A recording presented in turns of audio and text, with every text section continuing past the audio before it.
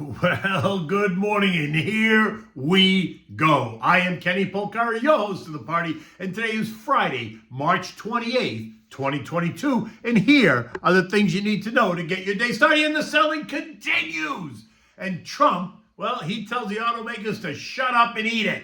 Eco data remains mixed to better. Today's PCE report is not expected to surprise.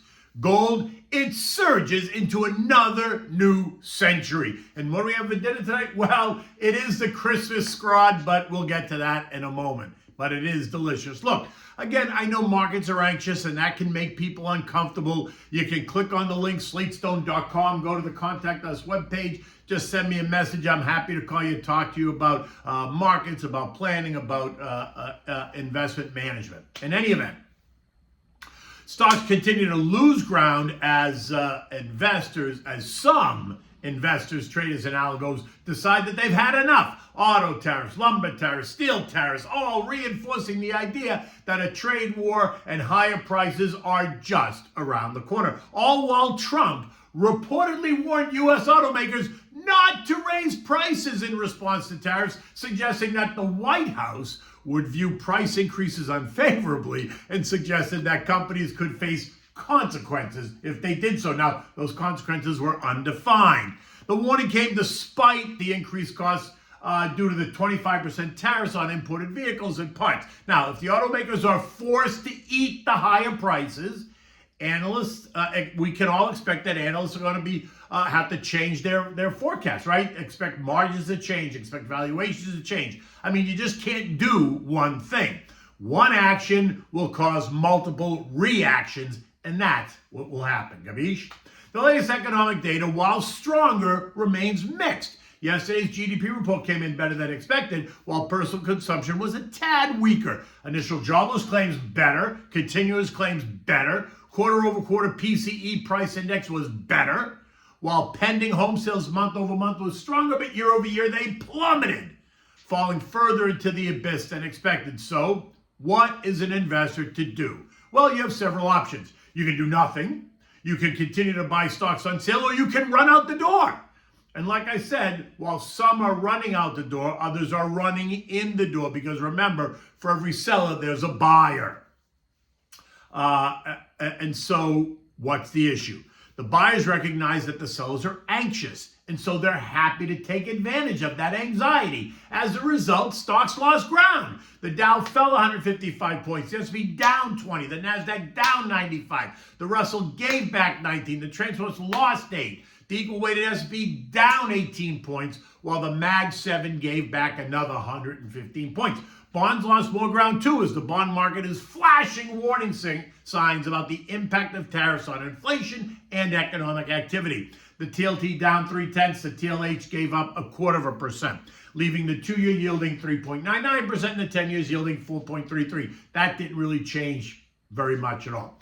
But guess what rose? Not Bitcoin, Ethereum, or XRP.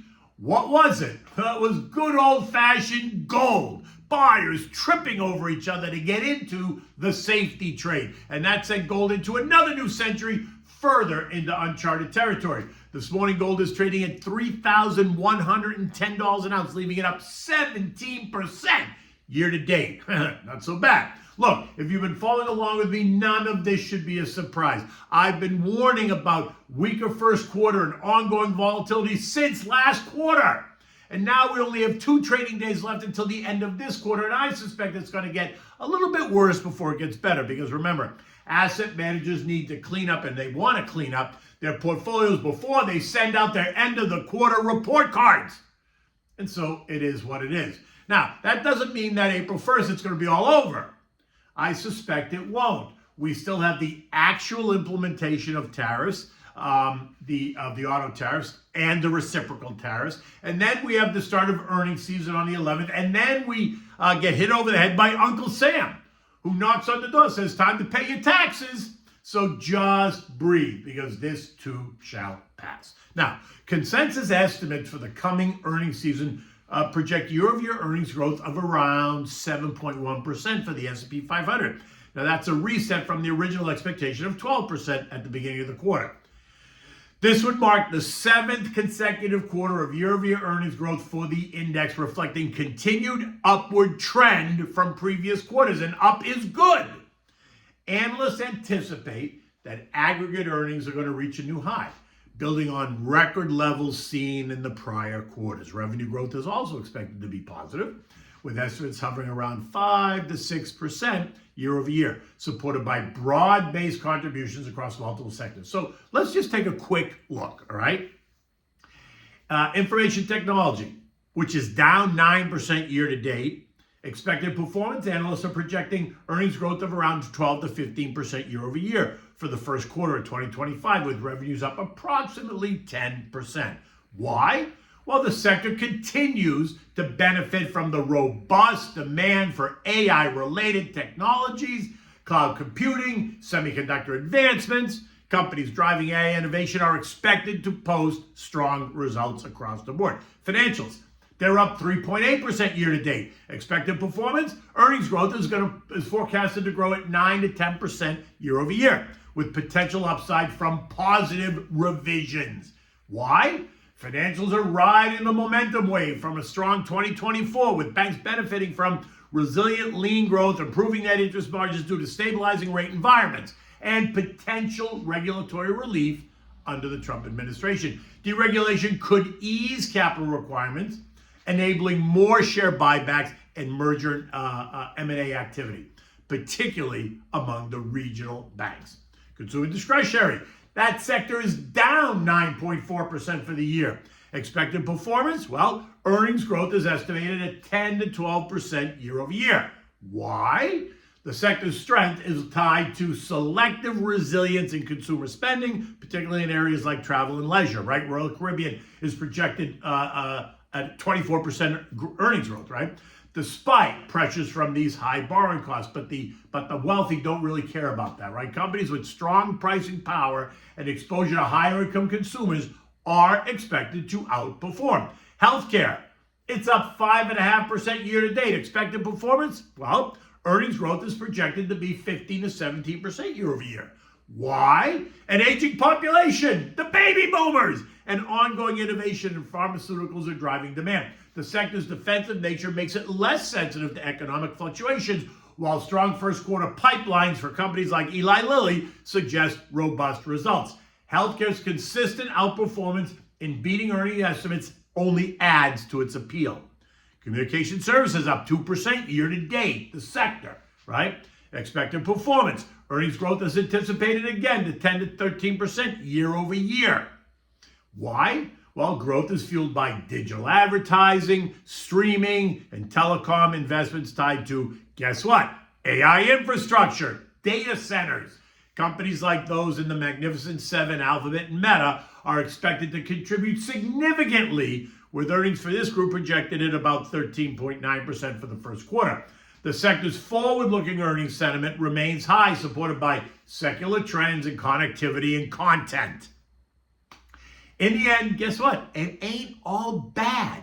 The ongoing AI boom underpins tech and communication services, with capital expenditure in data centers and software development as major catalysts. Trump's pro-growth agenda, including tariff implementation and deregulation, favors financials and domestically focused consumer discretionary names, while potentially pressuring import-heavy sectors. Now, sector rotation, broader market participation beyond the Magnificent Seven suggests a shift towards financials, which are up 3.8% year to date, healthcare up 5.5% year to date, utilities up 2.3% year to date, energy up 8.5% year to date, industrials up 1% year to date, and basic materials up 3% year to date. So there is huge opportunity. Now, to be clear, these projections are all based on analyst consensus as of late March, right, last week. But they could evolve with any new macroeconomic shifts, tariff impacts, or unexpected surprises.